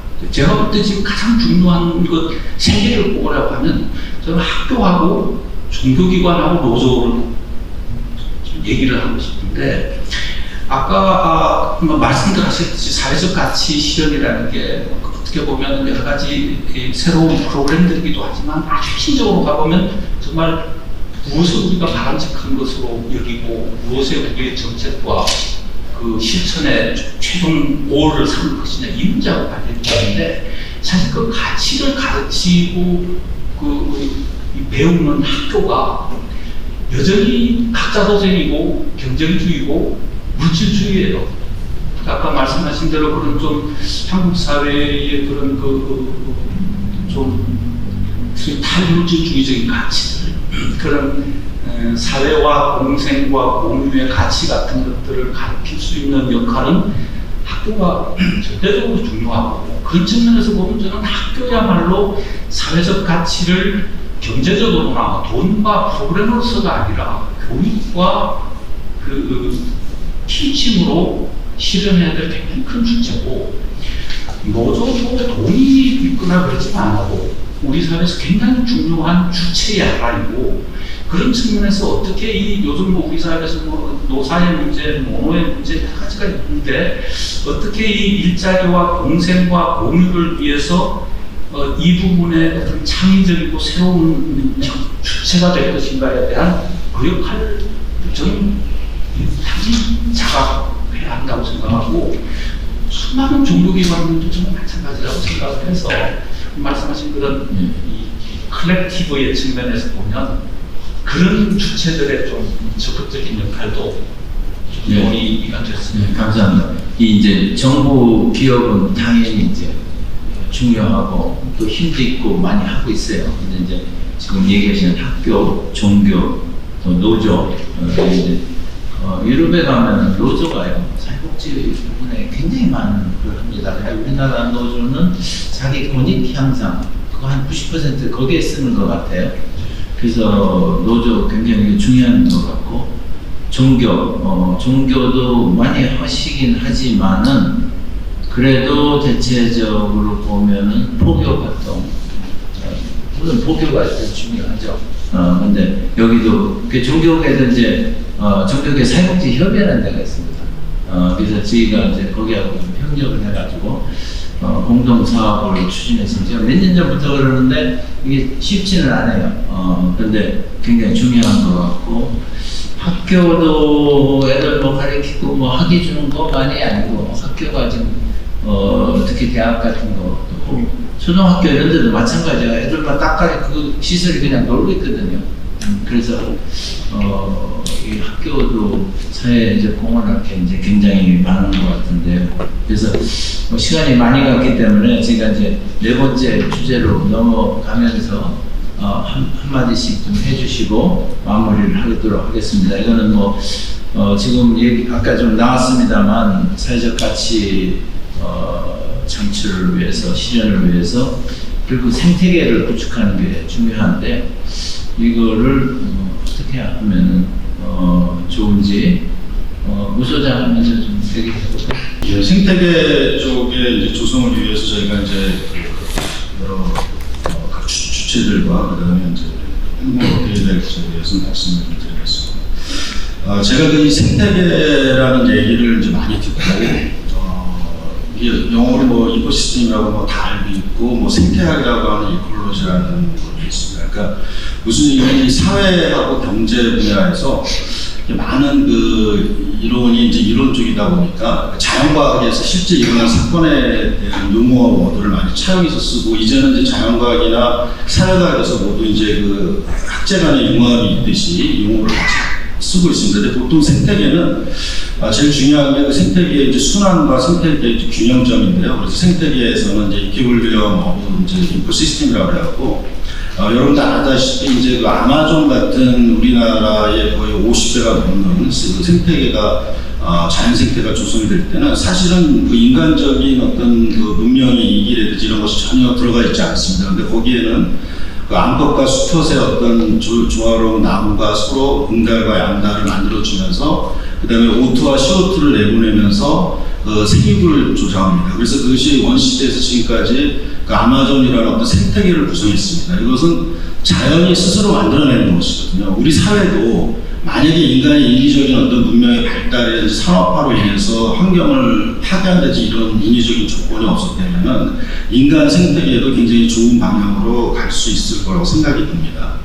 그래서 저희가 이런 어떤 자연에서 배운다고 하듯이 지금 다시 여러 가지 사회적 가치라든지 그 다음에 전 세계의 어떤 사회 발전이나 경제 발전과 사회 가치를 공동으로 가져간다는 그 취지가 바로 저렇게 자연스러운 상태에서의 생태계를 조성하기 위해서 우리 정부나 또 오늘 그 SK의 그 기업 사례와 같이 선도적인 리더십을 하는 어떤 그 주체, 그 다음에 저희 어떤 공공기관으로서의 어떤 그다음에 아까 학교, 종교 이런 문제를 말씀하셨는데 이제 세 가지 방향에서 저희 생태계가 그 자연에서 배워야 될 거라고 생각합니다. 첫째는 이 생태계에서 가장 중요한 것은 그 사람이라고 생각합니다. 그래서 저희가 생태계 육성을 위해서 이 사회 안에서도 그 사람을 육성하는 그런 어떤 체질이 이제 새롭게 변해야 될 거고, 그리고 특히 이제 한국 사회에서는 아까 서두에 말씀드린 것처럼 이제 산마물 시대를 돼서 여타 다른 나라에 비해서 선진국 사회로 그 도래하고 세계적인 리더십을 발휘할 시기가 와 있습니다. 그래서 사람을 육성하는 일에 사회혁신가를 육성하는 일에 좀그 생태계 조성이 돼야 될 것 같고요. 두 번째는 아까 사회적 자본을 말씀하셨는데 저희가 이제 예전에 공공기관의 초기 역할은 SOC라고 해서 사회의 어떤 그 간접 자본을 만들기 위해서 정부가 직접 개입해서 국민에게 싼 가격에 철도도 이용하고 전기도 이용하고 수도를 쓰기 위해서 공공기관을 만들었습니다. 이제 공공기관의 사회적 가치도 이런 세계의 일환으로서 새로운 시대에서 어떻게 사회적 자본을 창출해낼 것인가 하는 거에 주력을 해야 될 것 같습니다. 그래서 저희가 그 세 번째로는 이런 어떤 자본과 사람의 그 인프라가 시스템 내에서 어떻게 자연스럽게 작동될 수 있나. 아까 말씀드린 것처럼 자연계에서는 암컷이 있고 수컷이 있다고 해서 수컷이 암컷을 저해하고 수컷 위주의 힘의 논리로서 사회가 운영되지 않습니다. 사회 안에 그 자연계 안에서는 암수 동일, 그 다음에 각자 역할에 맞는 자기 역할을 하고, 그 다음에 그 생물이 죽어갔을 때는 지금 뭐 바이러스가 우리 뭐 생태계를 위협하는 그 요인을 잡고 있지만 여러 가지 곰팡이나 균이라는 분해제가 그 생물을 다시 또 원점으로 에너지를 순환시켜서 생산자가 먹을 수 있는 에너지 순환을 시킵니다. 그래서 우리 그 사회적인 가치를 실현하는 생태계도 이제는 우리가 이런 자연에서 배우는 생태계이듯이 각자 역할에 맞는 그걸 추진해야 되고요. 그 다음에 말씀드린 것처럼 그 생태계의 주요 객체들, 그 다음에 그 사람이라든지 자본, 그 다음에 시스템에 대한 동일한 것에 대해서 합일적 공동된 합의를 갖고 앞으로 특히 한국 사회는 이런 어떤 시험대에 올렸다고 생각합니다. 그래서 올해 작년도에 그 노벨 경제학상을 받은 그 교수가 말했듯이 그분은 이제 책상에서 경제학 이론에 수치화했던 것이 아니라 전 세계의 그 빈곤 국가를 찾아다니면서 70개국이 넘는 국가에서 직접적으로 사회 빈곤 실험을 했습니다. 그래서 어떻게 해야지 사회 개발을 통해서 우리 국제적인 빈곤 문제를 해결할 것을 사회적인 실험의 자리에 뛰어들었던 것이죠. 그래서 이런 어떤 생태계에 대해서 혁신적인 또 실험적인 그런 조성이 돼야 될 것이라고 생각이 듭니다. 이종수 대표님 간략하게 제가 또 질문 들어온 게 있어요. 시청자들 그것도 또 소화해야 되기 때문에 생태계 구축 사회적 가치 측면에서 얘기할 때 저는 세 가지를 구체적으로 제안을 하고 싶습니다. 하나는 아까 말씀드린 것처럼 사회적 가치를 측정하고 평가할 수 있는 툴을 개발하는 것. 이것이 그 가장 큰 생태계 중에 하나일 거고요. 두 번째는 그렇게 만들어진 그 사회적 가치를 그 누군가는 보상을 해줘야 됩니다. 지금 그 정부 공공기관에 뭐 사회적 가치 창출한 거를 경영 평가에 이렇게 하는 것들이 있는데 거기에 그치지 않고 좀 더 확장시켜서 모든 이 사회의 조직들이 사회적 가치를 만들어내기 때문에 그 만들어내는 가치에 대해서 평가 측정을 해서 보상을 해주는 거가 이제 두 번째일 것 같고요. 마지막으로 뭐 이러한 이 사회적 가치가 거래될 수 있도록 하는 우리 주식 거래가 되어지듯이 사회적 거래소를 만드는 것도 지금 몇몇 나라에서 그 실험을 하고 있는데 이것도 우리가 깊이 연구를 해봐야 될 과제 아닌가 이렇게 생각합니다. 그다음 권 부사장님. 네, 아까 이야기들 잠깐 나왔습니다만 저희가 지금 하고 있는 그 활동 중에 하나가 사회 성과 인센티브 프로그램, 소셜 프로그레스 크레딧이라고 하는데요. 그게 이제 사실은 그 말씀들 하셨습니다만은 그 일개 기업이 할 일이라기보다는 정부가 해주셨으면 하는 일이고요. 저희가 그거를 제도와 정책 제안을 하기 위한 실험을 하고 있는 겁니다. 그래서 한 5년간 실험을 해왔고요. 또 앞으로 또 몇 년간 더 진행할 예정입니다. 근데 이제 이런 생태계들이 더 잘 돌아가려고 하면은 이게 억지로 만들어지는 건 절대 안 될 거고요. 아무리 좋은 제도가 있고 그래도 뭐 안 될 것 같습니다. 근데 아무래도 이 기업이다 보니까 사회적 기업도 기업이고 하다 보니까 되게 중요한 게 방금 이 대표님께서 말씀하셨다시피 금융입니다. 금융.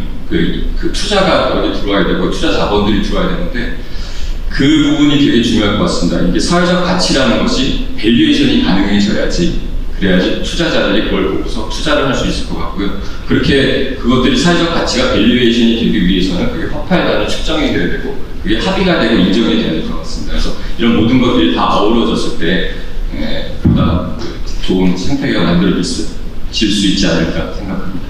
예, 교수님.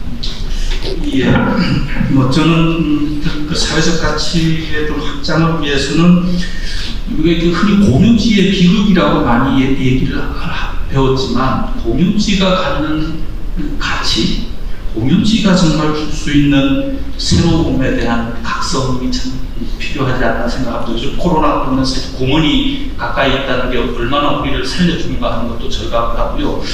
저는 얼마 전에 그 미국의 하버드에 잠깐 가 있었는데요. 거기 새로 건물을 가장 중요한 곳에 지어갖고 가장 그 좋은 건물의 1층 그냥 가장 좋은 공간이 퍼블릭 코먼으로 열려 있습니다. 학생뿐만 아니라 오가는 사람 누구나 와서 거기서 그냥 소파에서 쉬고 뭐 자기가 먹어도 되고 화장실도 가고 일종의 그 공유지를 만들어 놓은 것이고.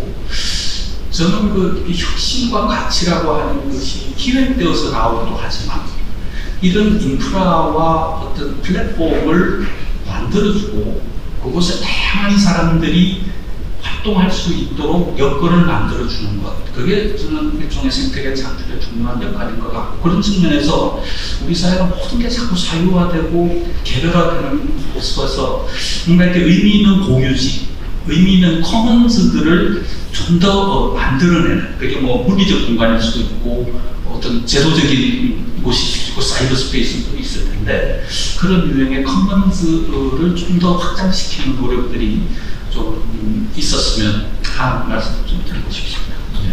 감사합니다. 이게 주제에 대해서 토론이 끝났는데, 지금 시청자에서 여러 가지 질문이 와 있습니다.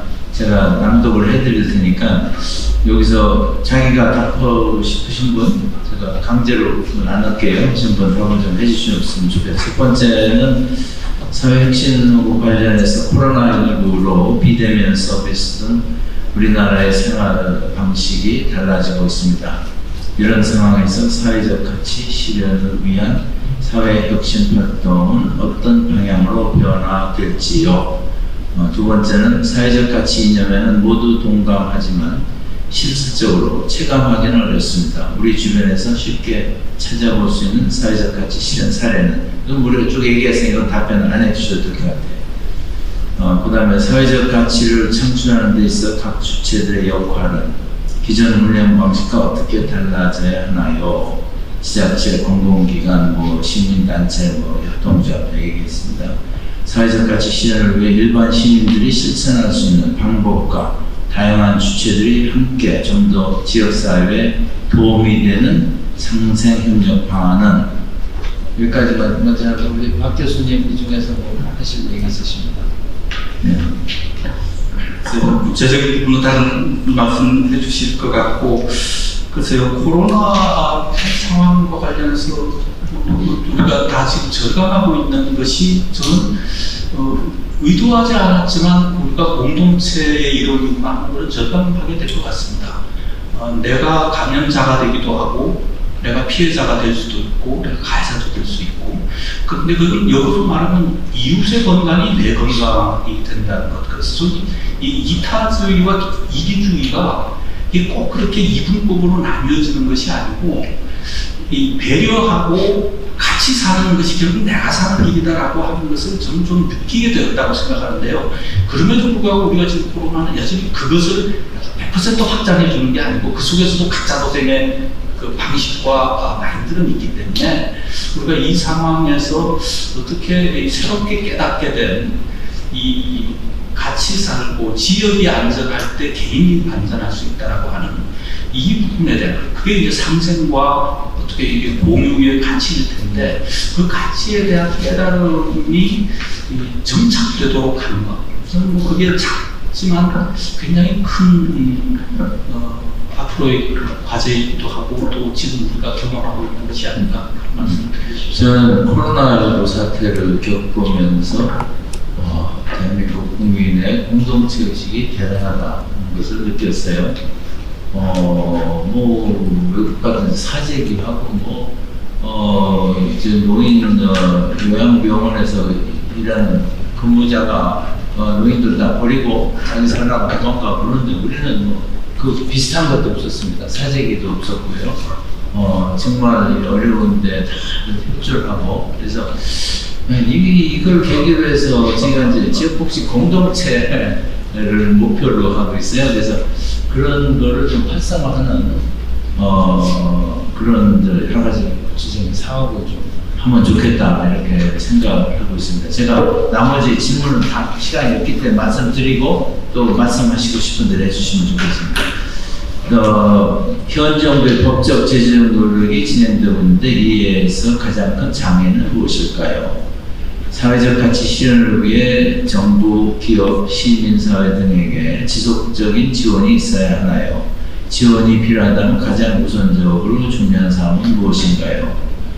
사회적 가치 측정 방법에 대한 사회적 합의 과정은 어떻게 해야 하며, 측정의 주체는 누가 되어야 하는 것이 효율적이고 효과적일까요? 공급자 중심의 가치 측정에 치중되지 않기 위해서는 어떤 노력을 해야 될까요? 사회적 가치 측정 지표로 알려진 SVI는 사회적 기업 위주의 지표인데, 사회복지기관의 사업, 기업의 사회공헌 활동 등에 대한 사회적 가치 성과를 측정할 수 있는 방안은 무엇인가요? 굉장히 수준이 있는 거예요.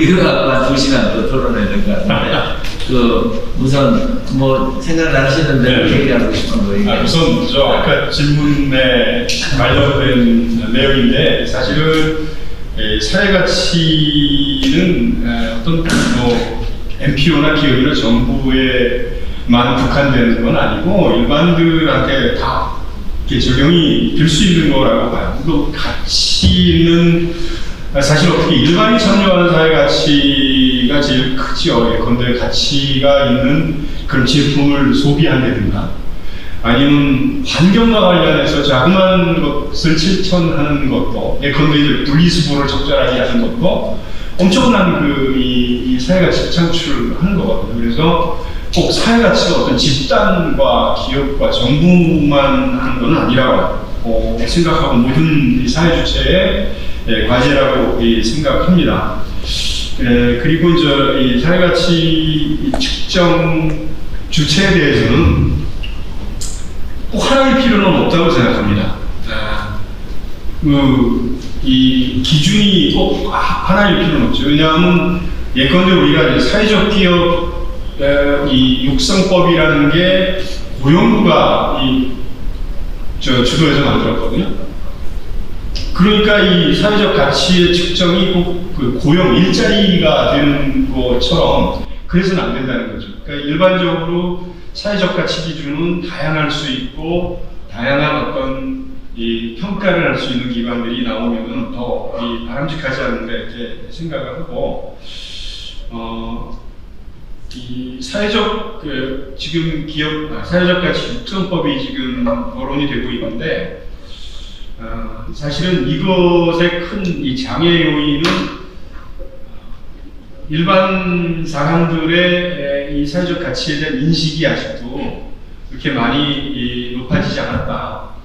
그게 꼭 정치권 여의도의 문제가 아니고 일반들의 어떤 이런 의식이 많이 높아진다고 하면은 그런 법령도 만들어지지 않을까 하는. 그러니까 우리가 이 사회적 가치가 정말 이 선택이 아니고 이 필수 과목이다라는 그 의식을 긍정적으로 가져야 된다고 생각합니다. 그래서 이 모든 조직과 국민들의 마음속에 이런 것들이 내재되어 있을 때 이런 어떤 이 가치 중심의 사회가 되어지지 않을까 이렇게 생각을 합니다.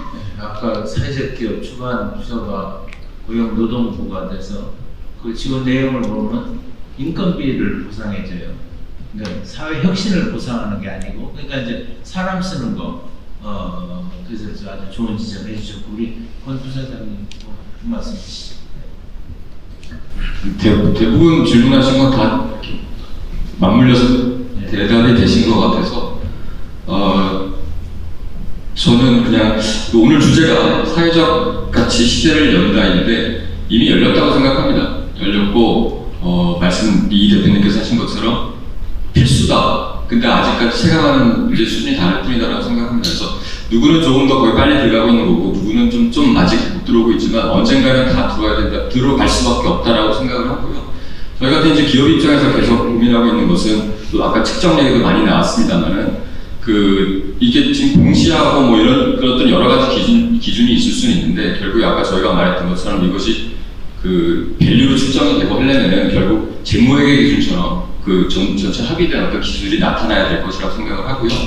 그렇게 됐을 때 이제 비로소 이게 진짜 기업의 가치가 될 수 있다라는 인정이 될 것이고 보다 더 활성화될 수 있는 그 계기가 될 거라고 생각합니다. 저희가 지금 고민하고 있는 부분은 그래서 사회적 가치는 미래 가치가 아닐까. 기업 가치를 구성하는 부분 중에 현재 가치를 설명 안 되는 부분들이 분명히 있거든요. 그럼 이제 그게 미래 가치일 텐데 기업 가치에서는.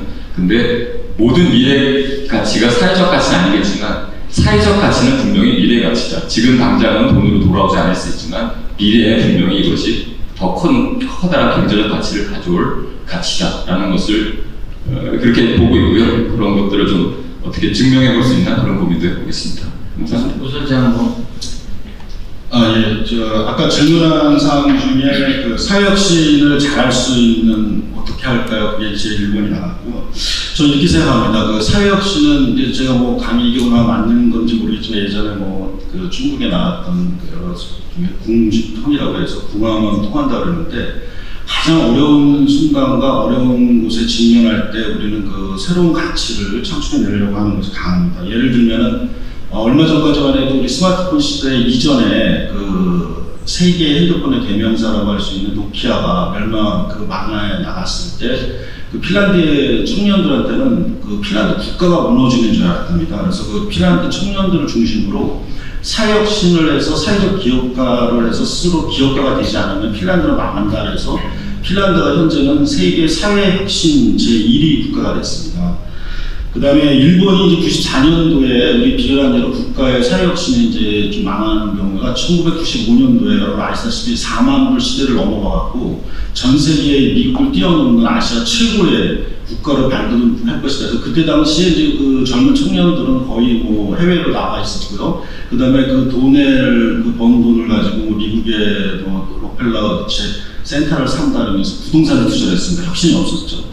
그 결과 그 국가는 기업의 혁신도 없었고 국가의 혁신도 없었습니다. 그래서 저희가 이 사회혁신을 하는 것은 질문자도 그 답을 알고 있다고 생각드는데요. 저희가 지금 가장 풍요로운 시절에 아까도 말씀드린 것처럼 3만 불이 목표가 아닌 국민소득의 그 수치가 이제 5만 불, 6만 불을 뛰어넘는 정말 더 나은 삶의 질을 또 사회의 질을 추구하기 위해서 지금이 가장 우리가 혁신할 어떤 마지막 그 바로 시험대라 생각하고 힘을 합친이 나면은 분명히 그 각계각층의 그 역할에 맞게 사회혁신이 일어날 거라고 생각이 듭니다. 이제 마무리를 해야 될 것 같은데요. 통하면 통한다. 그 북유럽 아까 이제 핀란드 얘기를 했는데 이제 핀란드, 스웨덴 뭐 이런 나라들 경제도 잘하고 복지 잘하는 롤모델도 하는데 이런 나라들이 자연적 조건이 굉장히 안 좋거든요. 그러니까 혁신을 하지 않으면 무슨 부전자원이 특별히 있는 것도 아니고 그 혁신을 하지 않으면 안 되는 거죠. 경제 혁신, 사회 혁신. 근데 반면에 이제 남유럽의 이태리나 스페인은 굉장히 조건이 좋아요. 이 사람들 혁신 안 해요. 그래서 경제도 어렵고 이렇게 복지도 제대로 못하는. 뭐 대한민국 그렇게 발전한 것도 우리 뭐 아무것도 없잖아요. 없고 또 남북이 갈려 있고 군사비 뭔가 그 써야 되고 하니까 이게 이런 면에서 납작같이 이제 혁신을 해서 경제 발전에 성공을 했어요. 그래서 이제 사회 혁신, 경제 혁신에 성공을 했는데 사회 혁신을 거기에 이제 올려야 되는 단계에 와 있다. 근데 아까 제가 이제 의식구조를 얘기했는데 경제 혁신에 너무 그냥 몰두를 하다 보니까는 이제 물질주의자가 된 거에 지나치게 우리도 모르는 사이에 그래서 돈이 없어 결혼도 안 하고 돈이 없어 애들도 안 낳고 뭐 자살하는 사람 많고 막 이렇게 돼 있거든요.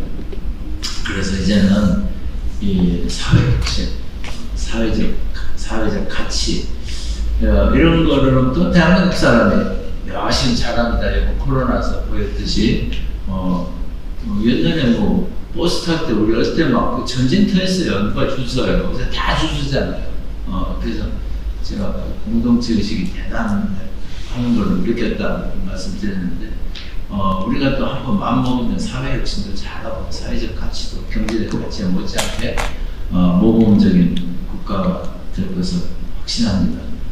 다시 한번 우리 네 분 토론자 시간 내주셔서 좋은 말씀 해주신 데 감사의 말씀드리고 시청자 여러분들 이렇게 끝까지 시청을 해주시고 또 좋은 질문 해주신 것에 대해서 주최 측을 대표해서 감사의 말씀드리겠습니다. 이상으로 공감 토론 언에어 3차 모두 마치도록 하겠습니다. 감사합니다.